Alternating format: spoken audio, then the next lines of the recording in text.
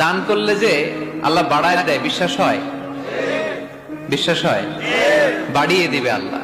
মাসালুল্লাযীনা ইউনফিকুনা ফি সাবিলিল্লাহি কামাসালি হাব্বা أنبتت 7 سنابل في كل سنبلة 100 حبة والله يضاعف لمن يشاء والله واسع عليم سبحان الله পড়ে।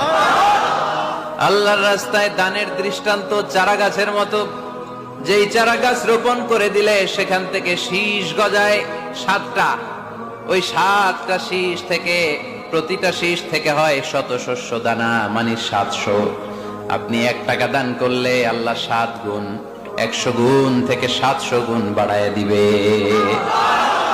আল্লাহর প্রাচুর্যতার কোনো কমতি নাই।